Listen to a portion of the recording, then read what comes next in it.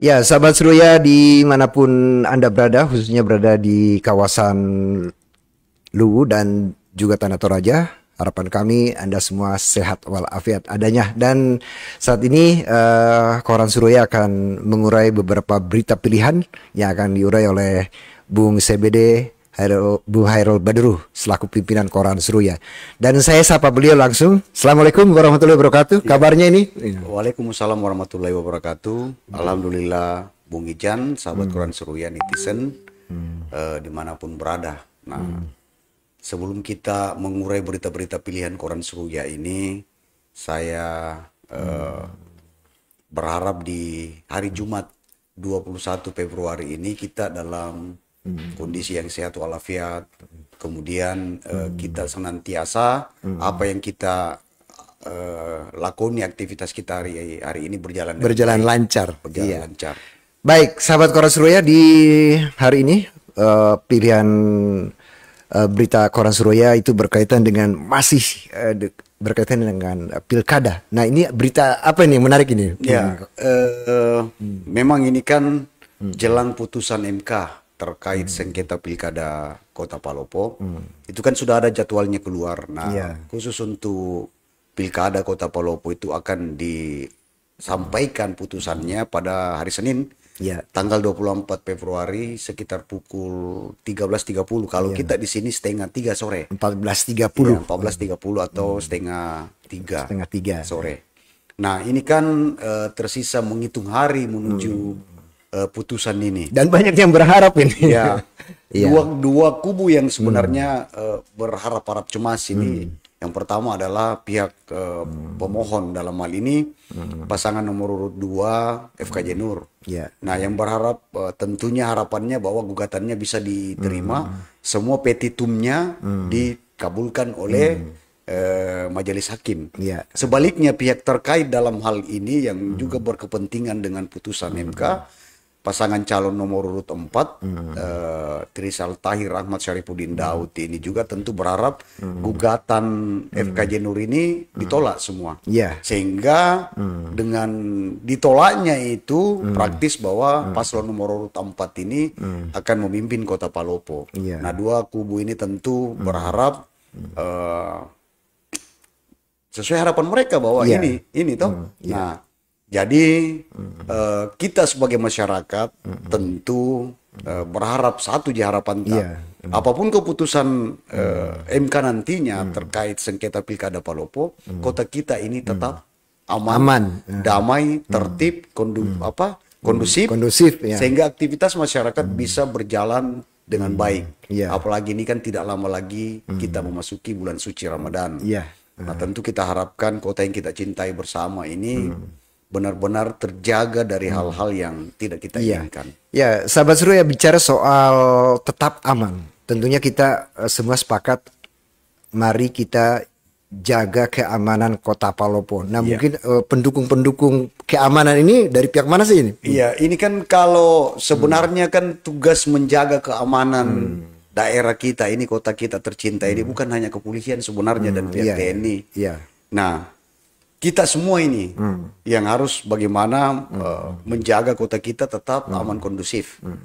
Nah, tentunya ya kita kembali kepada kedua kubu yang sangat berharap putusan itu berpihak kepada mereka. Nah, tentunya kedua kubu ini ya harus ikut mendorong bagaimana kota ini tetap aman terjaga. Nah, pihak kepolisian sendiri itu sesuai instruksi Kapolda Sulsel, ada dua daerah di Sulawesi Selatan ini yang bersengketa di MK itu akan mendapat pengamanan ekstra ketat, yaitu Kota Palopo sendiri dengan Kabupaten Jenek Ponto. Nah, pengamanan ekstra ketat ini akan dilakukan pihak kepolisian Polres Palopo di backup tentunya TNI. TNI AD yang ada di Kodim dan Yonif 721. Dan ada juga BKO sekitar 3 peleton dari Brimob. Nah, alhamdulillah ini kan Brimob ini sudah bermarkas di wilayah Kecamatan Bua, Kabupaten Luwu, sehingga pengamanan ini bisa lebih terarah dan terkendali. Nah, tentunya dalam proses pengamanan ini kan sesuai wawancara Koran Seruya dengan Kasih Humas Polres Kota Palopo, AKP Supriyadi, bahwa ada beberapa objek vital yang akan mendapat pengamanan. Salah satunya misalnya kantor wali kota, kantor wali kota, terus perbankan, sarana ekonomi, dan beberapa titik-titik vital lainnya yang menurut pengamatan pihak kepolisian ini rawan menjadi tempat apa namanya, rawan pelampiasan, bukan pelampiasan, rawan gangguan Kamtibmas. Kalau kita bilang pelampiasan kurang tepat, rawan gangguan Kamtibmas, seperti itu. Nah, kita mendukung, mensupport jajaran pengamanan dari pihak kepolisian dan TNI, bagaimana benar-benar mengamankan Kota Palopo ini, dan tentunya masyarakat juga harus mendukung seperti tugas-tugas kepolisian. Ya baik, sahabat Koran Seruya, bicara soal tadi dukungan keamanan yang tadi Bung Hairul Bederus katakan bahwa dari pihak TNI, Polri, Brimob dan sebagainya. Tapi yang sebenarnya intinya itu adalah bagaimana masyarakat itu sendiri, ya. Bagaimana itu? Ya, ini kan ya seperti yang saya sampaikan tadi, walaupun pengamanan yang begitu ketat, ekstra ketat, tapi kalau masyarakat juga tidak menyadari bahwa tanggung jawab kita bersama untuk menjaga ini, kota kita tercinta ini, ya tentunya sia-sia juga. Dan tentulah kita berharap juga para tokoh-tokoh kita, tokoh masyarakat, tokoh pemuda, alim ulama, pemerintah kita mesti mulai dari sekarang ini menyerukan pesan-pesan damai. Support ya kepada para masyarakat, anggota masyarakat. Enggak, maksudnya gini, menyampaikan himbauan pesan-pesan damai kepada apa namanya, kepada masyarakat. Nah, contoh misalnya ini kan hari Jumat. Hari Jumat ini kan ada sholat Jumat. Nah, kita berharap dalam khutbah Jumat nanti di semua masjid yang ada di Kota Palopo ini ada pesan-pesan damai. Tuh disampaikan di dalam khutbah Jumat bahwa Kota Palopo ini tidak lama lagi akan ada putusan MK. Nah, pesan damai itu disampaikan kepada jemaah masjid yang menunaikan sholat Jumat bahwa mari kita jaga Kota Palopo. Mari kita ikut mendukung terciptanya Kamtibmas yang kondusif di Kota Palopo. Mari kita menjaga diri kita, keluarga kita dari hal-hal yang cenderung bisa merusak kota ini. Seperti tindakan anarkis. Begitupun pada hari Sabtu dan hari Jumat, hari Minggu, itu kan ada ibadah. Keluarga kita dari kaum Nasrani, ibadah hari Jumat, hari Sabtu dan hari Minggu. Nah, para pendeta juga di dalam ibadah ini bisa juga menyampaikan pesan-pesan damai, pesan-pesan damai kepada umat yang sedang mengikuti ibadah, sehingga benar-benar tersampaikan ini apa-apa. Peran RT RW juga penting untuk melakukan pendekatan persuasif kepada warganya untuk bagaimana turut menjaga Kamtibmas kita. Baik, sahabat Koran Seruya, masih akan kita tanyakan berkaitan dengan jaga Kota Palopo ya. Dan sebelumnya kita akan ikuti pesan-pesan berikut. Sebanyak 20 karyawan Perumda Tirta Mangkaluku Kota Palopo yang merupakan perwakilan dari setiap subdivisi mengikuti pendidikan dan pelatihan pilot drone yang dilaksanakan selama 2 hari pada 19 dan 20 Februari 2025. Kegiatan ini guna meningkatkan kemampuan teknis para karyawan dalam memanfaatkan teknologi yang diharapkan dapat mendukung berbagai operasional dan penanganan di perusahaan. Pelatihan ini melibatkan instruktur berpengalaman yang memberikan materi mengenai pengoperasian, teknik penerbangan yang aman, serta pemanfaatan teknologi drone dalam berbagai aplikasi, termasuk pemantauan sumber air dari jarak jauh.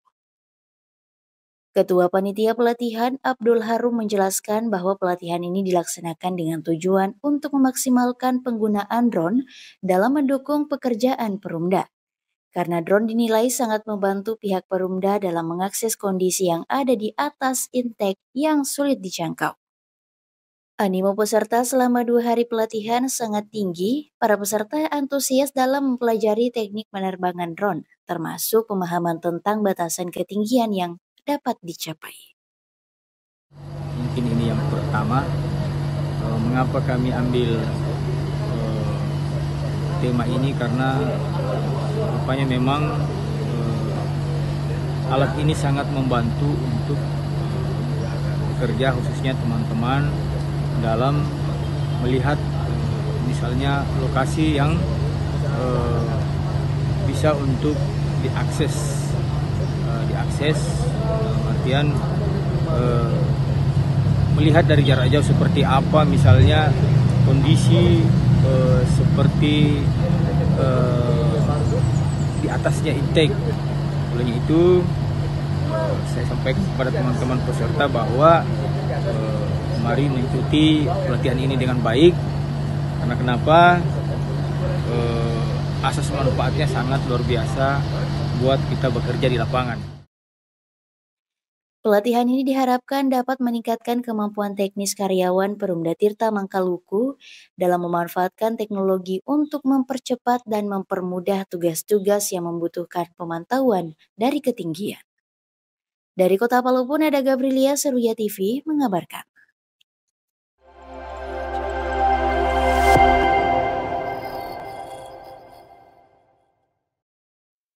Ya, sahabat Koran Surya, masih kita membahas berkaitan dengan berita pilihan utama hari ini Koran Surya, yaitu mari jaga Kota Palopo berkaitan dengan pilkada. Nah, ini ada yang perlu lebih diperjelas lagi nih, gimana ini? Sahabat Koran Surya nih, netizen dimanapun berada. Beberapa hari yang lalu kan kami dapat kita dari tim redaksi Koran Surya itu sudah berbincang-bincang dengan pihak terkait, misalnya dari paslon nomor urut 4 itu Trisal Tahir Rahmat Sorepudin Daud ini melalui ketua timnya Mustahir Sidu juga menghimbau sebenarnya ke dalam perbincangan itu Pak Mustahir Sidu atau yang akrab disapa Tato ini juga berharap bahwa putusan MK nantinya benar-benar adil, benar-benar tidak diboncengi kepentingan apapun, dan mereka dari pihak paslon 04 ini juga menghimbau para tim dan pendukung, simpatisan, relawan untuk ikut menjaga Kota Palopo tetap aman, terkendali, kondusif, dan tidak melakukan hal-hal anarkis kalau misalnya putusan itu berpihak kepada mereka. Sebaliknya ketika misalnya putusan itu sesuai keinginan mereka bahwa gugatan paslon nomor urut 2 ini ditolak, maka mereka juga menyerukan, menghimbau kepada para tim, pendukung, keluarga, simpatisan untuk tidak menyambut keputusan itu secara euforia, tidak melakukan konvoi, tidak melakukan aksi-aksi yang bisa menimbulkan konflik. Intinya keputusan itu apapun hasilnya, mereka juga sudah menyampaikan kepada timnya, simpatisan, relawan untuk tetap ikut menjaga Kota Palopo aman dan kondusif. Jadi pada dasarnya pihak-pihak yang bersengketa juga sebenarnya mengharapkan kedamaian, gitu ya. Dan begitupun dengan paslon urut nomor urut 2 FKJ Nur dan selaku pihak pemohon atau penggugat ini juga melalui ketua timnya Bapak Budi Sada juga sebenarnya sudah jauh-jauh hari sudah menyampaikan kepada semua pihak yang terkait dengan mereka, baik tim, relawan, simpatisan, keluarga, kerabat, untuk ikut mendukung bagaimana Kota Palopo ini tetap aman dan kondusif. Kalaupun misalnya gugatan itu diterima MK, maka tidak disambut dengan euforia.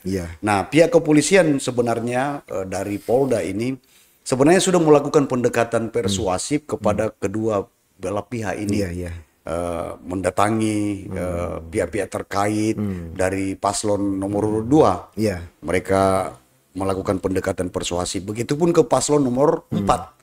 Bahkan Koran Seruya juga dan beberapa media itu ikut didatangi oleh tim Polda ini sebagai salah satu media yang bisa menyuruhkan pesan-pesan damai kepada masyarakat. Intinya bahwa siapapun yang ada di Kota Palopo ini, baik pihak terkait dan pihak pemohon dan masyarakat, pemerintah kita, pihak kepolisian, TNI dan lain-lain, itu sangat menginginkan Palopo ini terjaga, terhindarkan dari tindakan-tindakan anarkis. Apalagi Bung Ijan dan sahabat Koran Seruya, Kota Palopo ini punya catatan kelam terkait pesta demokrasi.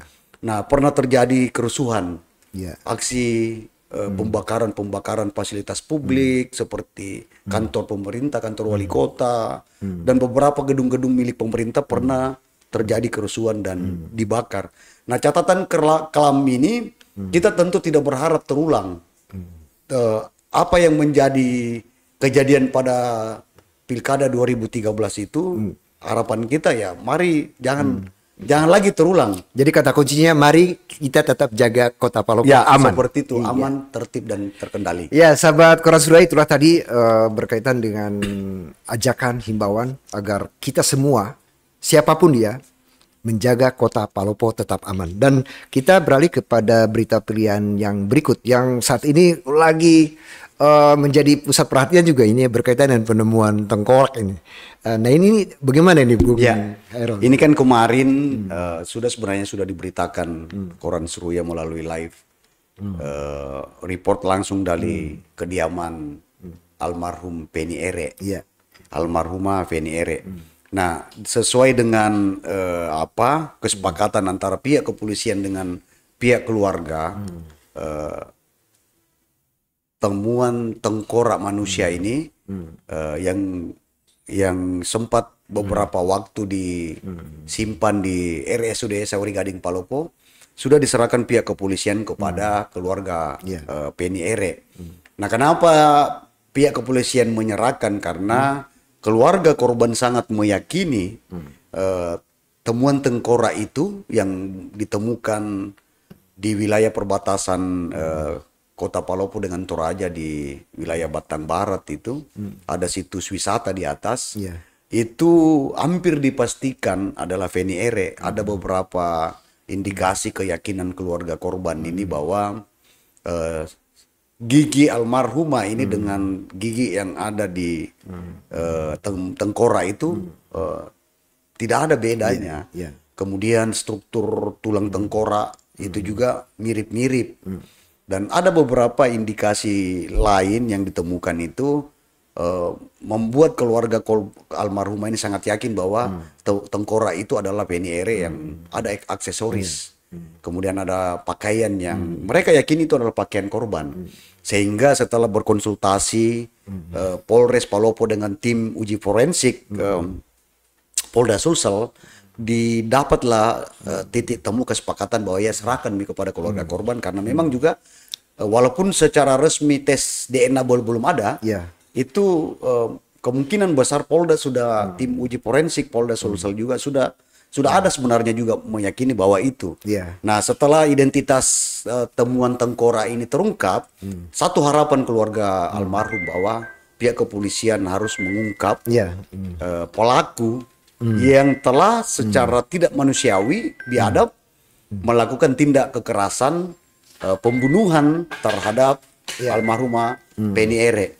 Keluarga korban sangat meyakini bahwa Feni Ere ini mengalami tindak kekerasan karena ya seperti kita ketahui bersama ada backup pakaian, ada kain yang menutup mulut korban. Nah, kemudian jenazahnya almarhumah ini ditanam dan hampir 1 tahun setelah Feni Ere dilaporkan hilang baru ditemukan, dan keluarga sangat mendesak pihak kepolisian untuk melakukan pengungkapan pelaku di balik kematian Feni Ere yang tidak sewajarnya ini. Sahabat Koran Seruya, kita mungkin sepakat ya bahwa kita berterima kasih kepada pihak aparat yang sudah melakukan upaya-upaya, dan untuk menemukan pelakunya juga kita memberi kesempatan kepada pihak kepolisian untuk bekerja mungkin begitu. Tentu saja keluarga korban ini harus memberikan dukungan kepada pihak kepolisian, dalam hal ini unit Satreskrim, untuk mengungkap kasus ini. Ini kan bisa keluarga korban memberikan keterangan-keterangan terkait ini, misalnya saja bahwa siapa orang-orang dekat dengan almarhumah. apakah itu pacar, apakah itu sahabat, apakah itu apa, kan tentu keluarga, yang namanya keluarga itu tentu punya insting, punya feeling bahwa almarhumah ini kan dekat dengan siapa. Terus bagaimana setelah Feni Ere yang hilang tanggal 18 Januari 2024 itu, beberapa hari apakah ada masalahnya atau apa. Saya yakin sekali keluarga korban punya keterangan-keterangan yang sangat dibutuhkan pihak kepolisian dalam rangka mengungkap pelakunya. Baik, sahabat Koran Surya, sebelum kita bahas lebih lanjut berkaitan dengan Feni Ere, kita akan ikuti pesan-pesan berikut.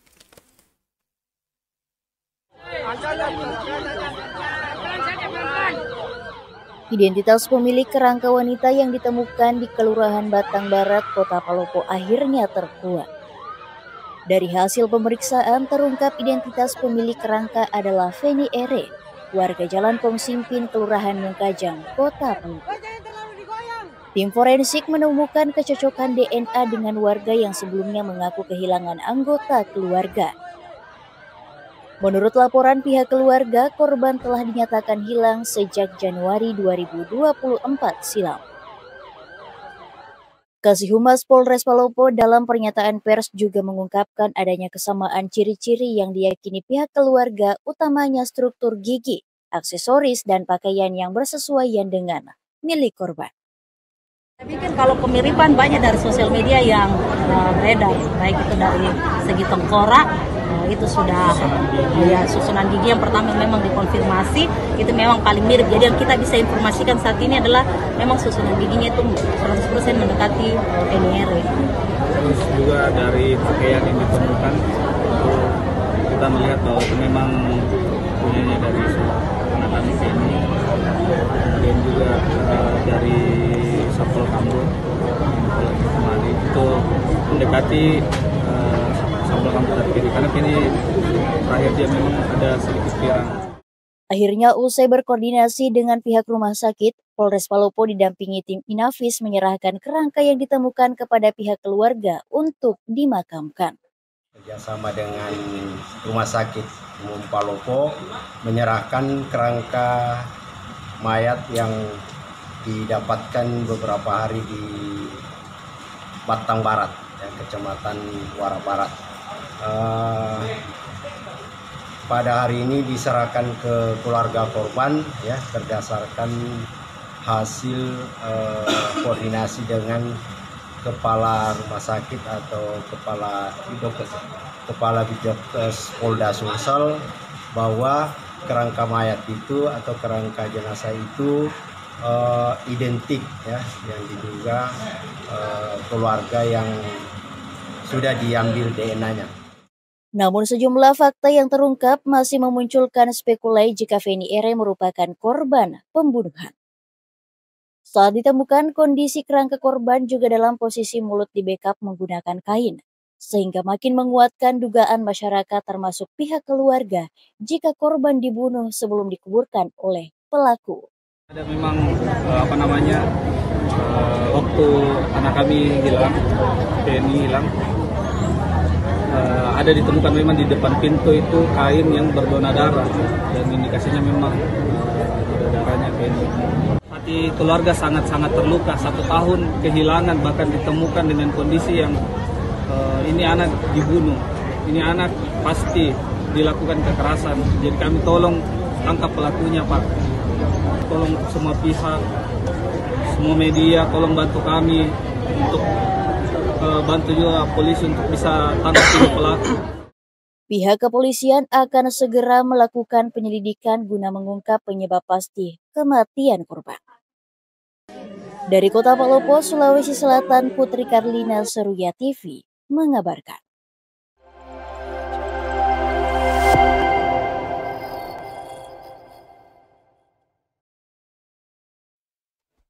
Sahabat Koran Surya dimanapun Anda berada, yang baru juga bergabung, Anda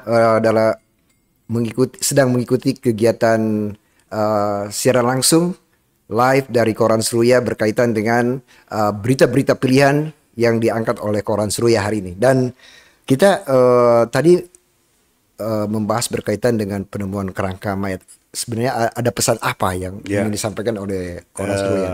Ini kan tentu kita percayakan pengungkapan kasus ini kepada pihak kepolisian.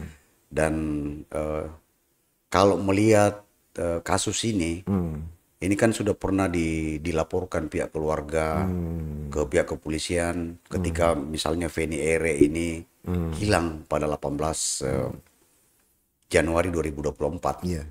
Nah tentu juga saya yakin dan percaya keluarga korban memiliki keterangan-keterangan, kesaksian-kesaksian yang bisa disampaikan kepada pihak kepolisian dalam rangka upaya mendukung pengungkapan kasus ini. Ya, ini kan sebenarnya kan yang perlu pihak kepolisian juga cari tahu di mana HP-nya korban ini. HP itu kan bisa dilakukan kerjasama dengan memorinya ada kegiatannya itu. WhatsApp itu pesan WhatsApp. Kalau pihak kepolisian bisa meminta kepada apa itu kan akan ada jejak-jejak apa di dalam WA itu.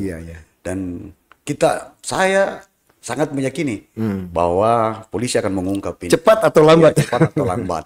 Karena ini juga menjadi harapan keluarga almarhumah.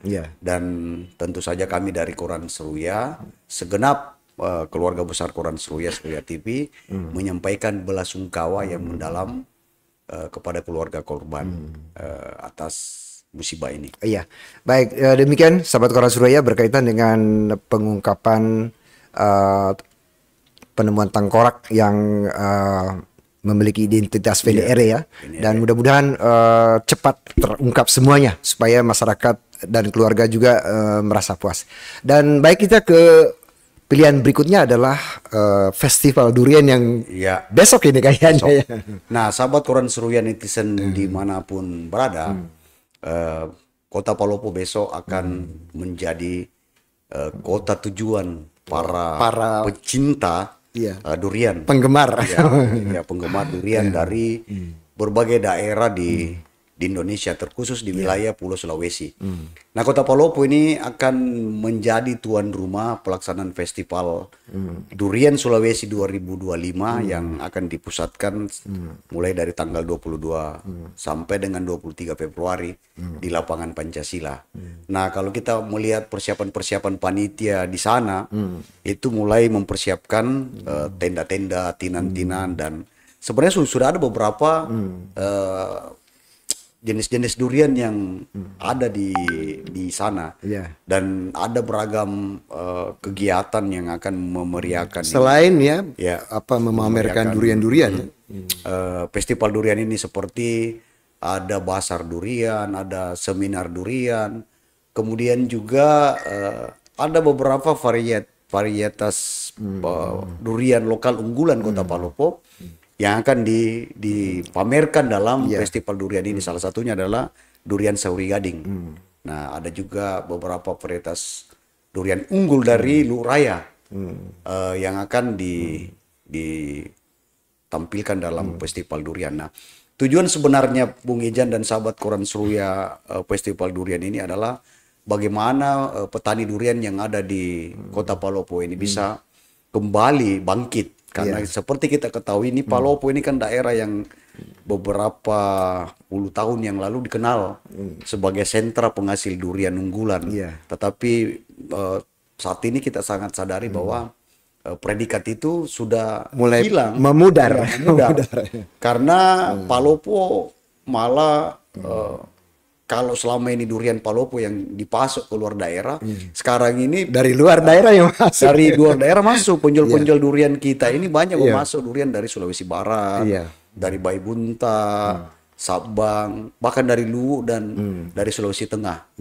Nah, Latupa sebagai sentra penghasil durian unggulan ini kan tinggal nama sebenarnya. Adapun beberapa di sana tinggal durian peta itu pun tidak seberapa. Dan banyak durian di Latupa. Kadang saya ke atas Latupa itu Bung Ijan, kan masih ada beberapa titik warga jual durian. Ini durian asli Latupa kah atau durian Sulawesi Barat? Jadi Bung Hairul juga bisa tahu ini mana yang asli. Karena memang durian Latupa itu ada kekasannya. Ada memang garis-garis durinya atau bagaimana? Rasanya. Oh, rasanya. Terus ada durian Latupa itu yang dikenal dengan durian, ya saya minta maaf, lobtel. Itu durian tebal isinya, warna kuning, dan batunya itu, bijinya itu kecil. Kecil ya. Itu sangat terkenal dulu itu durian itu. Kelesatannya, baunya, gurihnya, dan itu nyaris sudah tidak ada itu durian. Dan pesan khususnya kepada yang melaksanakan budidaya durian ini sebenarnya apa ini dengan ini kan melalui festival durian ini kan ada seminar yang akan diadakan pemerintah kota dengan pihak penyelenggara festival ini. Nah, dalam proses seminar ini kan ada petani-petani durian kita akan diajari bagaimana budidaya durian. Kan seperti ini Bung Ijan. Ini kan kalau kita menanam durian sekarang bibitnya itu tidak langsung kita mendapatkan hasilnya beberapa bulan ke depan, tetapi ini membutuhkan waktu 3, 4 sampai 5 tahun.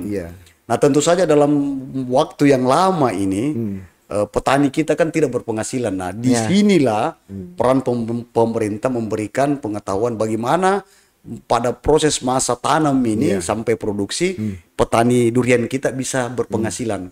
Nah, seperti itu peran pemerintah turun. Ya, baik sahabat Koran Suruya di mana saja berada, itulah tadi beberapa pilihan berita yang sudah disampaikan oleh Bung Hairul Bederu, Bung CBD, dan tentunya ini bisa menambah bank informasi yang perlu kita ketahui. Akhirnya saya Bekti mengucapkan terima kasih, dan Bung Hairul Bederu, Assalamualaikum warahmatullahi wabarakatuh.